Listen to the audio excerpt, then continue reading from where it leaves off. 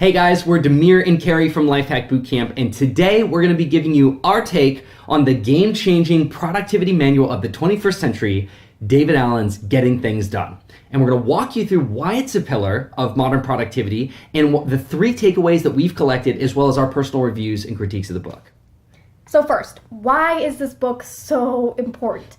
Well, it's really the first of its kind. It was originally published back in 2001, it's been updated again in 2015, and it's considered nationwide a productivity Bible. Yeah, David Allen introduces the idea that the brain is for creating ideas, not for holding or storing information. And he advocates an external storage system where you hold your tasks and information that are coming at you on a daily basis. And then he goes deeper to lay out exactly how to create and implement the system in your life. Yeah, this idea sets the scene for the paradigm shift necessary to carry out all the actionable steps that he introduces in the book.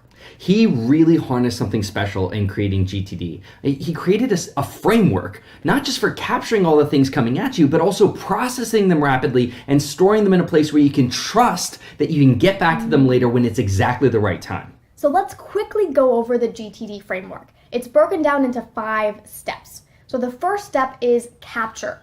This step is meant to take note of the things he calls open loops coming at you from all sides.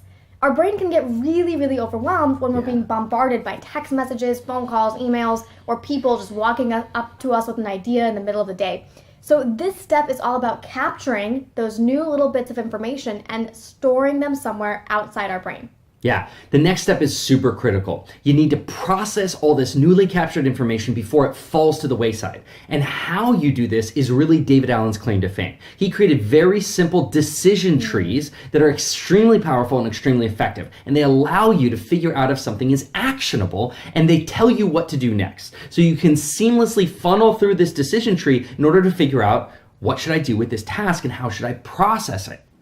So his method is simple. You just ask yourself, is it actionable? And there's only 2 answers to this question, yes or no.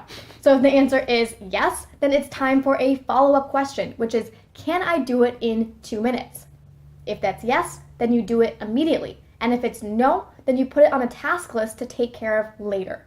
It's so simple, and he also addresses what to do with non-actionable items. And this is super helpful because it allows you to file away information you don't need or you don't have time for right now without letting it fall to the wayside forever. So he says to put these items in a someday maybe file or someday maybe list. The third step is to organize. Yeah. So David Allen created a very rigorous and detailed system for organizing your tasks that requires a ton of consistency on your end.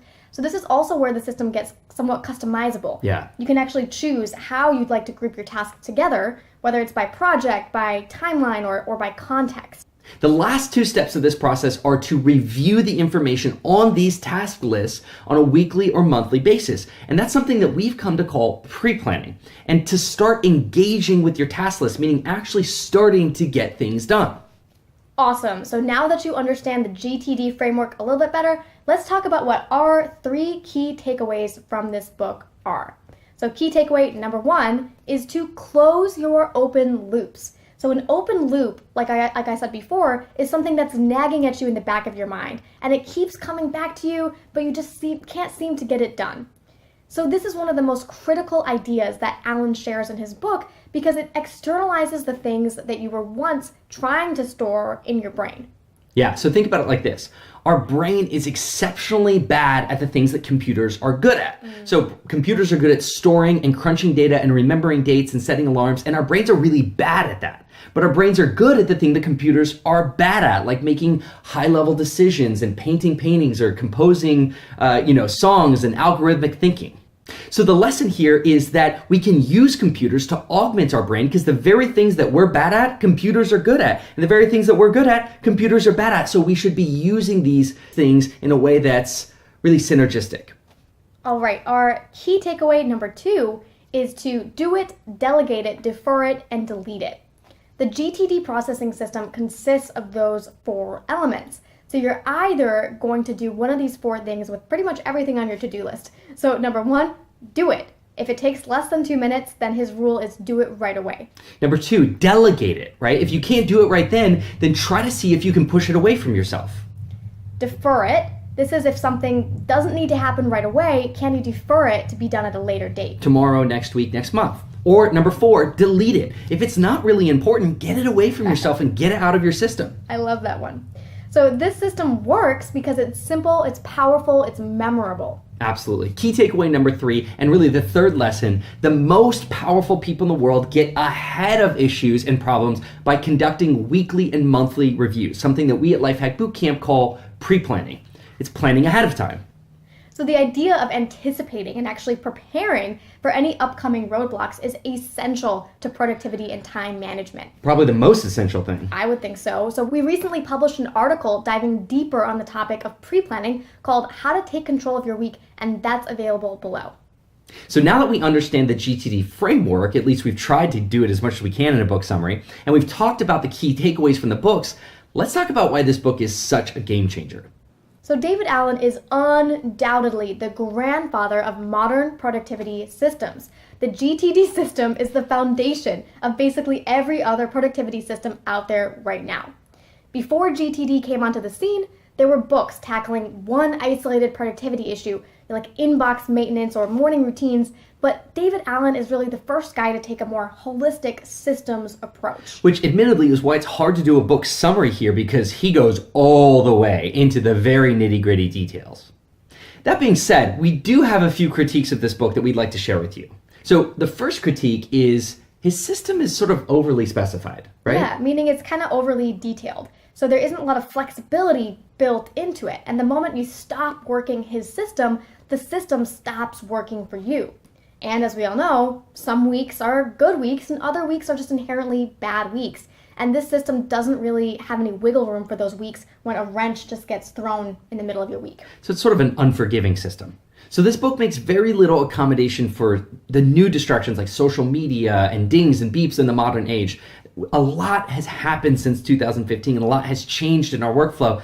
And it still feels like this is fundamentally connected to an earlier reality, an earlier time. Yeah, and our final critique of the book is that it doesn't differentiate between deep work and shallow work. Yes. So deep work is the minority of your work that gets you the majority, the vast majority of your results. And we talk more about this in our review of Cal Newport's book, Deep Work.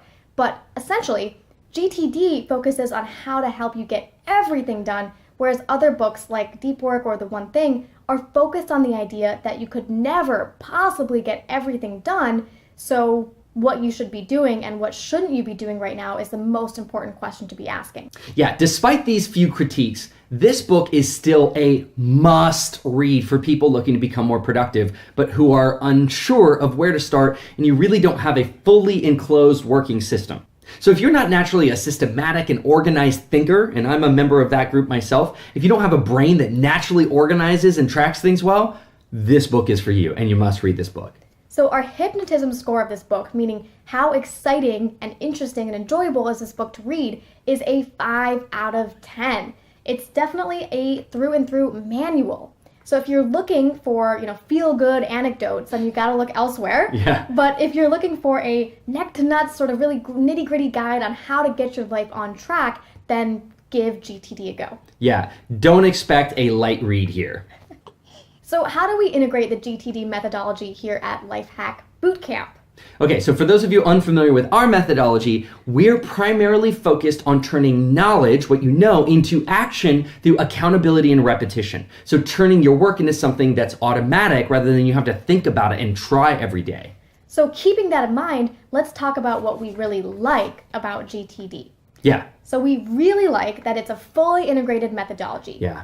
We also kind of push past the sound bites and sort of small ball ideas. We agree that a holistic, systematic approach to reclaiming your time and reclaiming your productivity is the way to go. And in fact, like many other productivity experts, we've borrowed and elaborated on many of the ideas found in this book.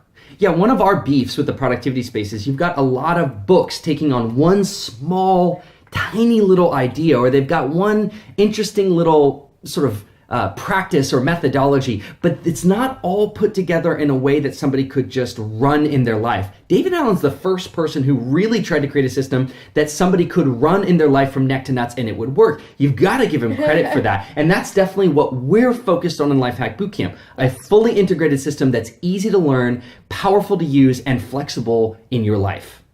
However, the end-to-end systematic approach that we've created is a lot more simplified than the one you might find in GTD.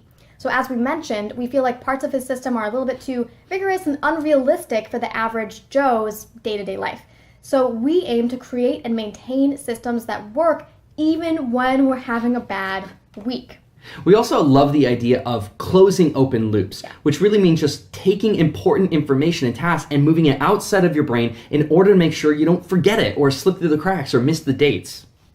But we have a much more updated approach to this because we use an online task manager to manage all of the tasks, that we and all the team members out of our team need to get done. And we've also integrated that task manager training into our courses in order to show people that using an online platform like this actually makes task management and closing open loops even easier than the GTD method.